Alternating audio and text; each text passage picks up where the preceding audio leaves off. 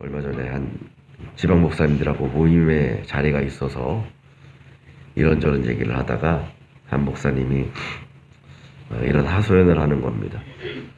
요즘 목회하기 참 힘들다는 겁니다.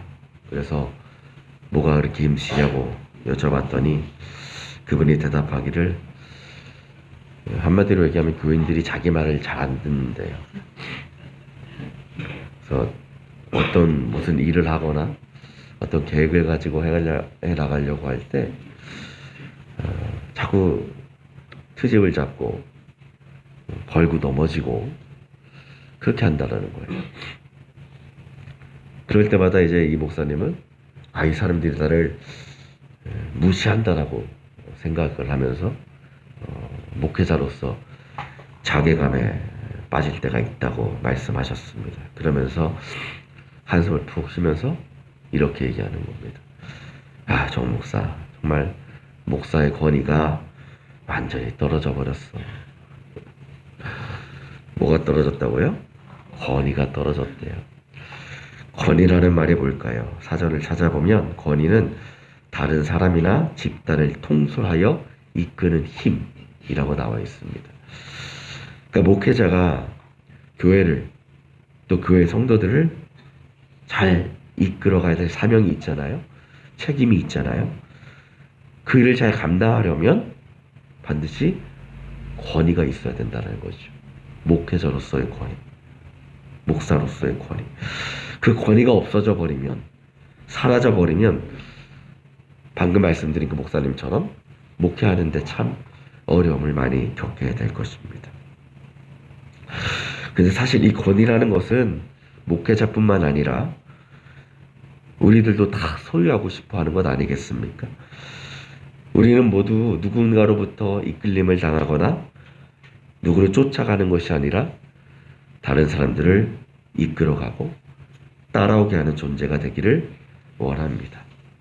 특히 우리는 그리스도인으로서 아직 하나님을 믿지 못하는 이들을 믿음의 길로, 구원의 길로 인도해야 될 사명이 있는 사람들이죠. 그렇게 볼 때 우리는 반드시 그리스도인으로서 뭐가 필요해요? 권위가 필요하다라는 것입니다. 여러분은 어떻습니까? 여러분 가운데 그 권위가 소유되고 있는 것 같습니까? 그 권위를 또한 여러분이 잘 사용하고 있는 것 같습니까? 목소리는 들리시죠?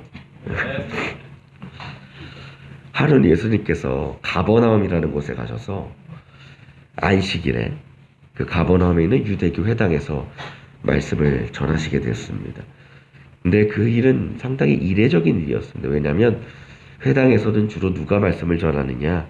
서기관이라고 불리는 율법학자들이 말씀을 전했습니다. 근데 예수님은 서기관도 아니고 율법학자도 아니었습니다. 그런 예수님께 회당에서 말씀을 전할 수 있는 기회가 주어졌다는 것은 어떤 의미겠습니까? 이미 사람들이 예수님의 존재에 대해서 어느 정도 인식하고 있었다는 겁니다. 이미 주님은 여러 갈릴리 지역을 돌아다니시면서 하나님의 말씀을 증거하셨고 그 말씀을 통해서 많은 사람들이 변화되고 예수님을 인정하게 됐습니다. 그리고 그 소문이 이 가버나움 지역에까지도 퍼지게 되었고 그래서 예수님이 율법학자는 아니었지만 그래도 그 정도면 회당에서 말씀을 전하실 수 있는 자격은 되겠다 해서 말씀을 전하시게 된 거죠. 아무리 그래도 이 가버나움 지역에서는 예수님은 아직까지는 좀 낯설은 존재였습니다. 그래서 회당에 모인 유대인들은 예수님이 가르치려고 앞에 섰을 때 그렇게 큰 기대는 하지 않았을 겁니다. 그것도 보통의 율법학자들은 이제 회당에 나오면서 율법학자들이 입는 화려한 의복을 입고 나왔는데 예수님의 행색을 보니까 전혀 그런 것도 아니에요. 어쩌면 누추해 보이는 복장으로 앞에 선 겁니다. 아마 그들의 마음속엔 이런 마음이 있었을 겁니다. 저 사람이 좀 갈릴리에서 이름 좀 날렸다면서 얼마나 잘하는지 한번 드러나 보자 라는 마음으로 이제 말씀을 듣게 되었을지 모릅니다. 그런데 오늘 말씀을 보면 그 예수님의 말씀을 들은 사람들의 반응을 이렇게 기록하고 있습니다. 22절입니다. 사람들은 그의 가르침에 놀랐다. 여기서 놀랐다라는 표현은 우리가 보통 놀랐다라는 말을 하면 surprise라는 말을 제일 많이 사용할 겁니다. 그냥 깜짝 놀라는 거. 근데 영어 성경을 보면 여기서 놀랐다는 amaze라는 표현을 씁니다. 그래서 이 경탄 이런 뜻이죠. 근데 이것이 구체적으로 어떤 뜻이 있냐면 이렇게 표현하는 놀라움이에요. 얼굴빛이 하얗게 질릴 정도의 경탄이요 감탄이었다. 근데 이 예수님 말씀에는 듣는 모든 이들이 어떤 큰 충격과 깨달음을 줄 만한 엄청난 능력이 있었다라는 겁니다. 그러면서 이어지는 말씀에 그들이 그렇게 놀랄 수밖에 없었던 이유를 이렇게 기록하고 있습니다. 뭐라고 나오지요? 예수께서 율법학자들과는 달리 권위 있게 가르치셨기 때문이다. 그래요. 지금 예수님의 말씀은 이 유대인들이 평소에 수없이 들어온 율법학자들의 가르침과는 차원이 다른 것이었습니다. 그들은 예수님의 말씀에서 율법학자들에게서 발견할 수 없었던 뭘 발견한 거라고요? 권위를 발견했다는 거죠. 근데 여러분 이상하지 않습니까? 서기관, 율법학자 아무나 되겠습니까? 이 사람들은 유대인에게 하나님의 말씀을 가르칠 수 있는 어쩌면 유일한 권리를 가진 특별한 존재들이었어요. 유대인 중에 유대인이었고 또 그래서 많은 유대인들이 그들을 존경하고 높였습니다. 그렇다면 그런 율법학자들도 권위가 있겠어요? 없겠어요? 충분히 있을 만한 사람들이에요. 그런데 왜 유대인들은 예수님에게서 경험한 그 권위의 능력을 그들에게서는 발견할 수 없었던 것일까? 하나님께서 이스라엘 백성들을 출애굽시킨 이후에 그들을 자신의 백성으로 세워나가시기 위해서 모세를 통해서 그들이 지켜야 될 계명을 두 돌판에 직접 써주셨습니다. 바로 십계명이죠.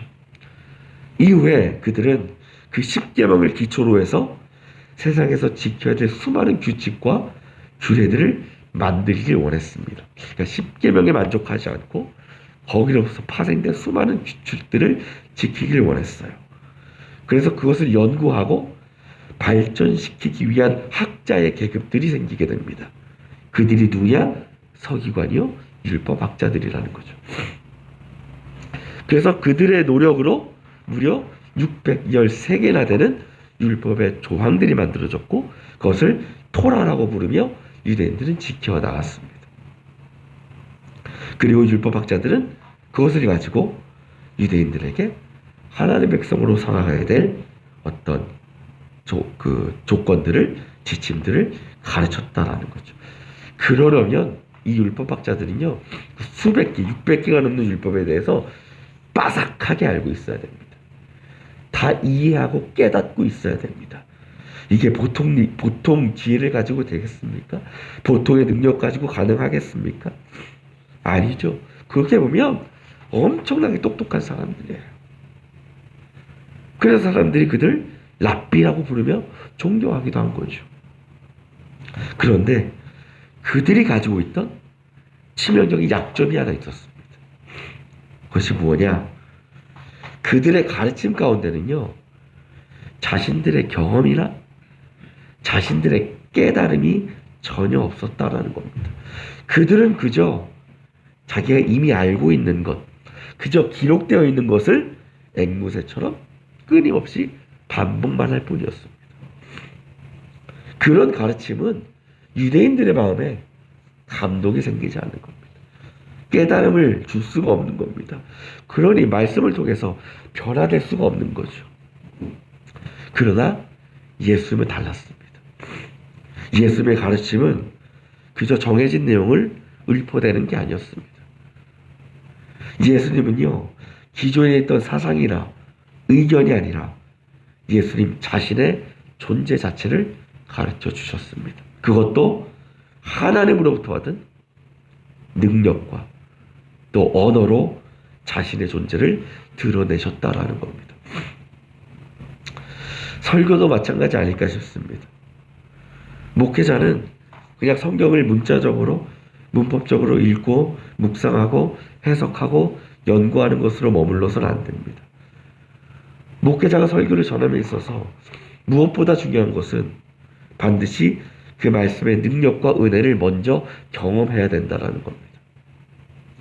그 깨달음과 그 은혜를 성도들과 함께 나누며 전할 때에 그것을 통해서 듣는 이들의 마음도 변화되고 깨달아지게 된다는 겁니다. 그것이 곧 말씀이 주는 힘과 능력이라는 겁니다. 예수의 말씀이 그러했어요. 주님의 가르침은 어디에서 가져온 내용도 아니고 어떤 문서를 그대로 읽으시는 것도 아니고 자기 자신을 있는 그대로 드러내시는 것이었습니다. 다른 사람들의 경험이나 이야기가 아니라 자신의 이야기를 그대로 전하셨습니다. 이어지는 말씀을 보면 회당에 모인 유대인들을 더 깜짝 놀랄 만한 일이 일어났죠. 바로 예수님께서 악한 귀신 들린 자를 고쳐주신 내용입니다. 당시 유대교 관습에서는 귀신 들린 사람을 고칠 때에 그 일을 전문으로 하는 주술사를 불러다가 했습니다. 그래서 우리로 치면 구술하든지 제사를 지내든지 그런 의식을 행했다는 거죠. 근데 예수님은 전혀 다른 방식으로, 전혀 새로운 방식으로 그 문제를 해결하셨습니다. 그것이 무엇입니까? 말씀이라는 거죠. 입을 다물고 그 사람에게서 나가라라는 말씀으로 귀신을 쫓아내셨습니다. 예수님은요, 그 귀신 들린 자를 고치기 위해서 다른 곳에서 가져온 어떤 의식적인 행위를 사용하지 않으셨습니다. 예수님의 치유의 능력은 오직 예수님 자신으로부터 나온 것이었습니다. 그때 사람들은 크게 놀라며 이렇게 말합니다. 이게 어찌 된 일이냐? 다시 한번 얘기하죠. 그들이 권위 있는 새로운 가르침이다. 다시 한번 예수님의 놀라운 권위가 세상에 드러나는 순간이었습니다. 그렇습니다. 예수의 말씀에는 권위가 있었습니다. 그리고 그 권위 있는 말씀이 들려질 때에 수많은 사람들이 변화되고 거듭나는 역사가 나타났습니다. 그런데 저는 이 권위라는 것이 단지 예수님의 언어나 말로부터만 나온 것이 아니라고 생각합니다. 예수님의 놀라운 권위는 그 말씀이 예수님의 입에서 나온 것이지만 그것뿐만 아니라 예수님의 삶을 통해서 그대로 드러나셨기 때문에 소유하실 수 있었던 권위가 아니었나 생각이 듭니다. 만약 예수님이 그저 회당에서 말씀만 전하며 사셨다면 어떠셨을까요? 물론 그것만으로도 어느 정도의 권위가 나타났을 겁니다. 어느 정도 능력은 발휘하셨을 겁니다. 그러나 그것이 수많은 사람들을 변화시키시거나 메시아로서 인류의 구원의 사명을 이루시는 일에는 부족했을 것입니다. 그래서 주님은 자신의 말로 전한 하나님의 말씀과 구원의 복음을 세상에 나가서 그대로 삶으로 증거하셨습니다. 바로 유대인들이 믿고 지키던 토라, 그 가운데 가장 큰 계명인 하나님을 사랑하고 이웃을 사랑하라는 그 말씀을 몸소 실천하며 살아가셨다는 겁니다. 그것이 사람들이 보기에는 처음에는 미련한 것 같고 메시아로서 어울리지 않는 모습 같았지만 결국 그 일을 통해 수많은 사람들이 하나님의 사랑을 깨닫게 되었고 복음을 믿게 되었고 변화되는 구원의 역사가 나타날 수 있었다라는 겁니다. 그리고 그 이후에도 그 정신을 이어받아서 삶으로 말씀의 권위를 드러내는 일에 목숨을 걸었던 수많은 사도들과 믿음의 조상들로 인해서 지금 우리가 하나님의 자녀가 될 수 있었던 것입니다.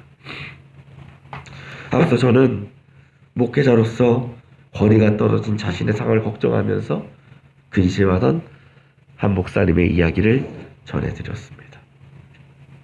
여러분, 목회자의 권위, 곧 성도들을 이끌어가고 인도하는 그 힘은 어디서 나오는 것일까요? 많은 분들이 이 질문에 목사에게서 나오는 전해지는 말씀, 선교라고 말씀하실 겁니다. 물론 맞지요. 목회자에게 가장 중요한 사명은, 중요한 일은 말씀을 전하는 일입니다. 설교하는 일입니다. 그래서 많은 목사들이 설교를 잘하기 위해서 여러 가지 책도 읽고 세미나도 듣고 연구도 합니다. 그런데 그렇게 설교의 기술을 익히고 잘 전하는 것으로 목회자 역할이 다 끝나는 것이겠습니까? 그렇지 않습니다. 어찌 보면 말씀을 전하는, 설교하는 일보다 더 중요한 사명이 있습니다. 그것이 무엇일까요? 바로 말씀을 따라 살아가는 것입니다. 글씨로 적혀있는 하나님의 말씀이 아니라 내가 만난 하나님을, 내가 경험한 하나님의 은혜를 전할 수 있는 삶을 살아야 된다는 거죠. 곧 성도들에게 강단에서 전하는 말로만이 아니라 목회자의 삶으로 전하는 하나님의 말씀을 증거할 수 있어야 되지 않을까라는 겁니다. 흔히들 목회자는 카리스마가 있어야 된다라고 얘기합니다. 카리스마. 여러분, 카리스마가 뭡니까? 여러분, 카리스마가 뭐라고 생각하십니까? 어떤 분들은 이것을 목회자가 강단 위에서 엄근진, 아셔요? 엄근진? 사람 이름 아니고요. 엄격, 그럼, 진지한 모습으로 서 있는 게 카리스마라고 합니다. 또 어떤 분들은 목회자가 강단에 서서 아주 위험 있는 목소리로, 이런 목소리로 그런 목사님들이 있어요. 들어도 보면